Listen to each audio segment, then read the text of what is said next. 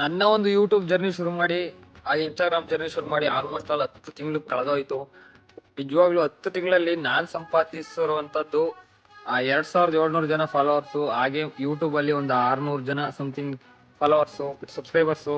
ಹಾಗಾಗಿ ನಾನೇನ್ ಅನ್ಕೊಂಡೆ ಅಂದ್ರೆ ಜನಗಳಿಗೆ ನಾನ್ ಕೊಡ್ತಿರೋ ಕಂಟೆಂಟ್ ಅವ್ರಿಗೆ ಇಷ್ಟ ಆಗ್ತಿಲ್ಲ ಅನ್ನೋದನ್ನ ಅಂದ್ಕೊಂಡೆ. ಹಂಗಾಗಿ ಇವತ್ತಿಂದ ಹೊಸ ಅಧ್ಯಾಯ ಅಂತಾನೆ ತಿಳ್ಕೊಂಡ್ರಿ.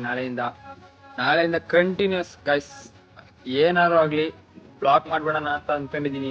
ನನಗೆ ಗೊತ್ತಿಲ್ಲ ಇನ್ನು ಹೆಂಗಿರುತ್ತೆ ಏನು ಅಂತ. ನಿಮ್ಗೆ ಸಪೋರ್ಟ್ ಮಾಡ್ತೀರಾ ಅಂತ ಅನ್ಕೊಂಡಿದೀನಿ. ನಿಮ್ಗೆ ಏನಾದ್ರು ಒಂದ್ಸತಿ ನೋಡ್ರಿ ಹಿಂದೆಗಡೆನು ನನ್ನ ಕಂಟೆಂಟ್ಗಳೆಲ್ಲಾನು ನಿಮ್ಗೆ ಇಷ್ಟ ಆದ್ರೆ ಫಾಲೋ ಮಾಡ್ಕೊಂಡು ಒಂದು ಕಮೆಂಟ್ ಮಾಡ್ರಿ.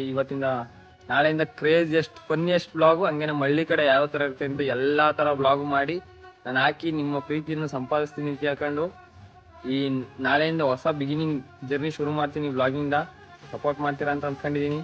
ನೋಡೋಣ ಗೈಸ್, ಮತ್ತೆ ನಾಳೆ ವಿಡಿಯೋ ಬರೋ ಅಷ್ಟೊತ್ತಿಗೆ one of the craziest content ಜೊತೆಗೆ ನಾಳೆ ವ್ಲಾಗ್ ಅಪ್ಲೋಡ್ ಮಾಡ್ತೀನಿ ಸಂಜೆ ಅಂತ ಹೇಳಿ ಇವತ್ತಿನ ವಿಡಿಯೋಲಿ ಮುಗಿಸ್ತೀನಿ. ಮತ್ತೆ ಸಿಗ್ತೀನಿ ನಾಳೆ ವ್ಲಾಗಲ್ಲಿ.